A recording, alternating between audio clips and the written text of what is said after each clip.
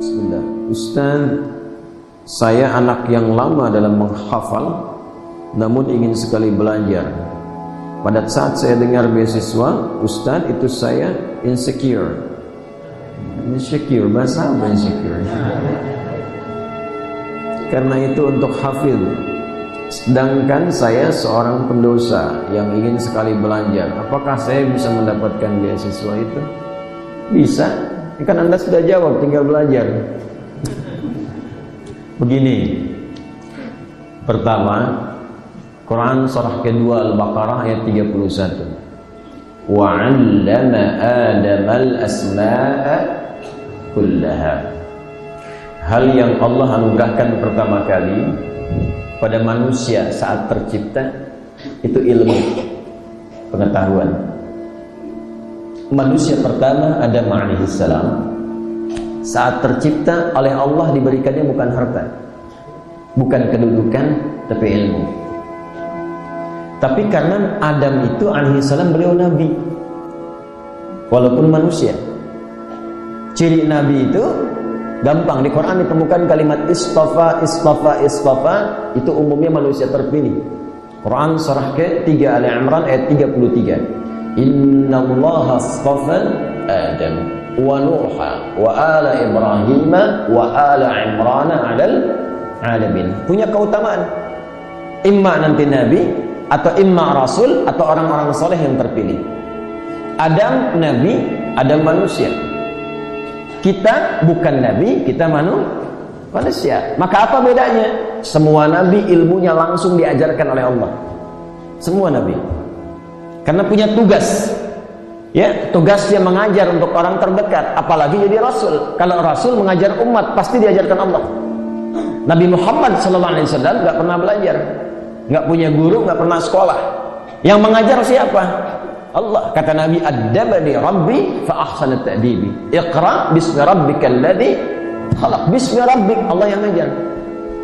Ya? Nah, kita bukan nabi. Kita bukan rasul. Makanya yang ditanamkan pada diri kita itu potensinya. Jadi kita mesti yakin Allah langsung yang sampaikan. Setiap manusia itu punya potensi pintar. Tidak ada manusia bodoh. Manusia bodoh itu cuma di lagu. Ya, tidak ada manusia bodoh. Semuanya punya potensi pintar. Jadi manusia itu makhluk unik. Semua potensi kepintaran itu ada dalam diri kita. Di University of California dulu punya riset penelitian, itu kapasitas memori manusia paling sedikit, paling minimal itu 100 juta gigabytes. 100 juta gigabytes. 1 giga saja itu sudah bisa menampung informasi seluas halaman masjid ini. Sampai dengan masjidnya 1 giga. Nah, ini di kepala kita itu ada 100 juta giga. Memorinya, kalau ibu tidak percaya, bapak tidak percaya, silahkan tuliskan apa saja yang pernah diingat selama hidup sampai sekarang. Ini benda-benda di sini saja kita bisa hafal.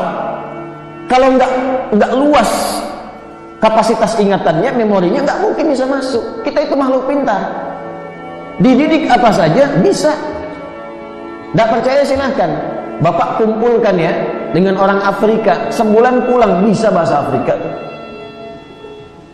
Anda punya rezeki main ke Cina, misal sebulan di Cina, balik ke sini bisa bahasa Cina. Anda ke Jepang, sebulan di Jepang, balik bisa bahasa Jepang. Ya, jangan kalah sama Beo. Beo dikasih itu Assalamualaikum, Assalamualaikum. 2 hari, Assalamualaikum, Assalamualaikum. Ya, kita itu potensi lebih daripada itu. Jadi pertama, yakinkan dulu pada diri kita bahwa tidak ada manusia bodoh, semua pintar. Yang kedua, pelan-pelan. Bagaimana cara menjadi pintar? Seperti yang Anda tanyakan tadi. Caranya ada 2. Yang pertama, dekati pemilik ilmu. Karena dengan mendekat biasanya dapat percikannya. Saya bergaul dengan tukang minyak wangi, minimal saya kebagian percikan wanginya. Kan? Saya bergaul dengan yang punya ilmu, mendekat pada yang punya ilmu, dapat bagian ilmunya. Siapa yang paling banyak memiliki ilmu? Allah. Karena Allah pemilik semua ilmu. Karena itu disebut Alim. Maka adab yang pertama bagi penuntut ilmu sebelum dia belajar, dekati dulu Allah yang alim. Itulah yang dimaksud Quran surah kedua di akhir ayat 282. Wattaqullaha wa yu'allimukumullah. Karena itu Nabi Musa alaihi salam ketika beliau diminta belajar kepada hamba yang saleh yang disebut dengan Khidir itu, hamba yang saleh, maka apa kalimat Qurannya? Milladunna ilma. Karena dia sering dekat dengan kami, kata Allah, sering mendekat kepada Allah, rajin ibadah, kami berikan tambahan pengetahuan kepadanya. Bangun. Saya dulu latihannya begitu. Bangun malam, tahajud, lomba-lomba bangun, subuh jam 4, jam setengah 5, bangun jam 2. Ya, mulai ibadah, salat, zikir, istirahat. Kemudian tingkatkan, mulai puasa sunnah. Nanti pelan-pelan jiwanya terbentuk. Kalau sudah terbentuk, nanti mudah bagi Allah menanamkan pengetahuan pada diri kita. Apa yang terjadi? Ada orang-orang yang saking mudahnya oleh Allah digampangkan memahami sesuatu. Baru dibacakan satu kalimat sudah paham dia mau kemana. Ya, dibacakan langsung masuk ke kepalanya tanpa lupa. Itu yang dicontohkan Al-Imam Asy-Syafi'i, Al-Imam Al-Bukhari. Imam Al-Bukhari itu nama aslinya Muhammad, bapaknya Ismail, kakeknya Ibrahim, kakek buyutnya Al-Mughirah, yang buyutnya Al-Bardizbah. Tinggal di kecamatan Ju'fa, Kabupaten Bukhara, provinsinya itu sekarang dikenal negaranya dengan Uzbekistan, provinsinya Khorasan. Karena dari Bukhara, bukan dari Arab, beliau kenalkan nama daerahnya untuk menunjukkan bahwa Islam sudah sampai ke tempat saya. Rumusnya tambah al di depan nama daerah, ujungnya tutup dengan i. Saya dari Bukhara, maka dikenalkan ana al-Bukhari. Syekh Nawawi dari Banten, ana Nawawi al-Bantani. Syekh Ahmad Khatib dari Minangkabau, ana Ahmad Khatib al-Minangkabawi. Syekh Yasin dari Padang, ana Yasin al-Padangi. Imam Al-Bukhari, usia beliau ya lahir 2 tahun, berkembang 2 tahun, ayahnya meninggal. 4 tahun matanya buta permanen, nggak bisa lihat. Apa yang dilakukan ibunya? Kompak dengan wasiat ayahnya, dekati Allah. Nih ibu ada perannya bu. Makanya nanti dari sini ada bab bagi penuntut ilmu untuk minta doa pada ibu, pada ayah kalau masih hidup. Sebelum memulai belajar, minta doanya, minta barakahnya.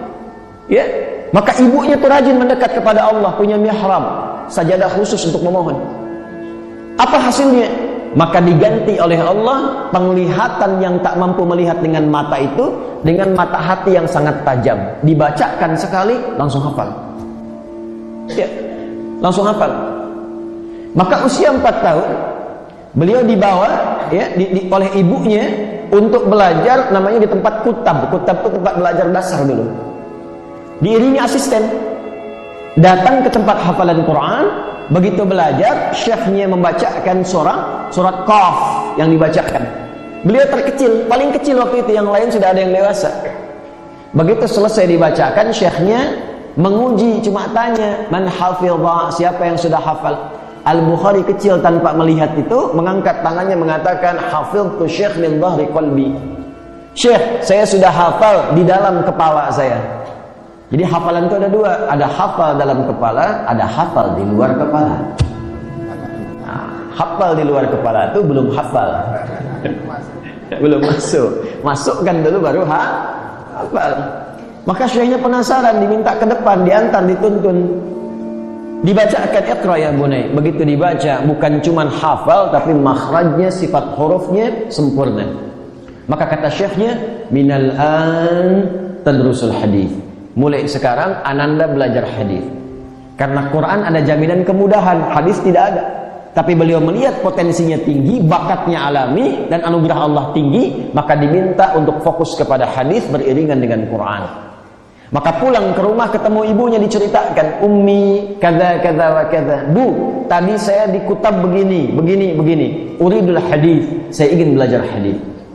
Kata ibundanya, "Nak, engkau masih terbatas." Nah ini terbatas, khawatir ibu sulit. Belajar dulu Quran, kemudian baru hadis. Kata anaknya karena yakin dengan kalimat gurunya dan hormat pada ibunya, kata anaknya, saya belajar Quran tapi saya pun ingin belajar hadis. Maka anaknya berjalan merabak jalan ke kamarnya, dia mengulang-ulang surat Qaf. Ibunya iba melihatnya, masuk ke mihrabnya, langsung salat 2 rakaat bermohon kepada Allah, berdoa. Ya Basir, ya Alladhi ala kulli syai'in qadir, a'id basirat tabni. Ya Allah, Engkau yang maha kuasa atas segala hal. Mohon ya Allah kembalikan penglihatan anakku, untuk memudahkan dia belajar. Al-Bukharinya sedang mengulang surat Qaf sampai di ayat 21 sampai 22. Ayatnya sesuai. Laqad kunta fi ghaflatin min hadza fakashafna anka ghita'aka fabasaruka al-yawma hadid. Dulu pandanganmu tertutup, tidak bisa melihat. Mulai sekarang aku akan buka penutup itu sehingga engkau mampu melihat dengan tajam. Begitu sampai ke kalimat fabasaruka al-yawma hadid, ibunya berdoa ya Basir, ya Alladhi ala kulli syai'in qadir, a'id basirat tabni. Tiba-tiba terbuka kembali pandangannya, bisa melihat lagi. Lompat beliau, kaget, dia kejar ibunya yang telah tertidur karena kecapean lelah, berdoa, Ummi laqad ra'ait. Ibu, saya bisa lihat lagi. Bangun kaget ibunya, kata ibunya, Rubbama ra'aita biqalbik, mungkin kau melihat dengan hatimu, la bal bi'aini, tidak dengan mata saya ini. Ibu pakai pakaian begini, di sekitar kita ada benda ini, dipeluk anaknya erat sekali. Mereka kemudian memohon ampunan kepada Allah, menangis bahagia. Sejak itu belajar hadis. Ini barokah orang tua tinggi, Pak, Bu. Saya tidak pernah saya berangkat atau belajar atau mengajar, saya minta doa pada ibu saya. Nah, jadi yang dilakukan pertama adalah dekati Allah. Dekati Allah. Kedua, minta doa pada orang tua. Yang ketiga, jauhi maksiat, karena maksiat itu menghambat ilmu. Maksiat menghambat ilmu. Ya, ada Al-Imam Syafi'i satu kali mengadu pada gurunya Imam Waqi tentang kesulitan hafalannya. Padahal sulitnya Imam Syafi'i itu mungkin beda titik, beda koma, kan? Datang ke Imam Waqi, syaqautu waqi'an an su'i hifdhi, fanasahani an atrukal ma'asi, faqala al-ilmu nurun wa nurullahi la yunzalu ila al-'asi. Saya mengadu kepada guruku Imam Waqi tentang buruknya hafalanku. Maka beliau mengatakan kepadaku, nah, ilmu itu adalah cahaya, sedangkan cahaya Allah tidak akan pernah diberikan pada orang yang bermaksiat. Maksudnya nggak tembus. Nah, karena itu jaga pandangan, jaga telinga, jaga hati sampai ke ujung kaki dari perbuatan maksiat. Tingkatkan takwa, nanti lihat apa yang terjadi, dibuka oleh Allah. Dan semua belajarnya begitu dulu.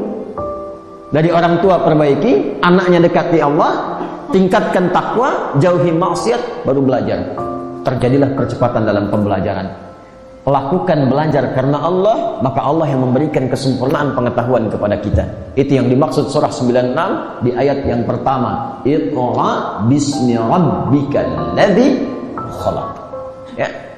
Yang terakhir, perbanyak taubat supaya dicintai Allah. Quran surah kedua Al-Baqarah ayat 222. Innallaha yuhibbut tawwabin wa yuhibbul mutatahhirin. Banyak istighfar. Istighfar itu diantaranya jadi kunci pengetahuan. Waktu yang paling enak, ini ijazahnya nih. Yang paling enak di Quran. Dari Quran surah ke-51 tadi saya baca ayat 18. Banyak latihan istighfar menjelang subuh. 10 menit, 15 menit menjelang subuh setelah tahajud.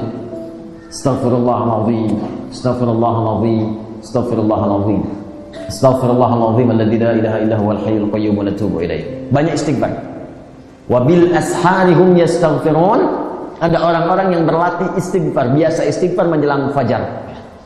Nanti istighfar itu menutup semua celah-celah salah, membuka kelapangan hati. Setelah itulah kemudian cahaya ilmu bisa datang dengan cepat.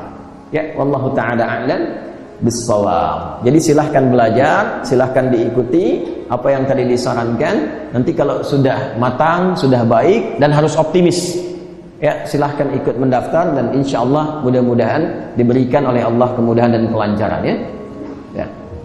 Insecure nggak ada di Quran. Silahkan ngaji temukan kalimat insecure, nggak ada.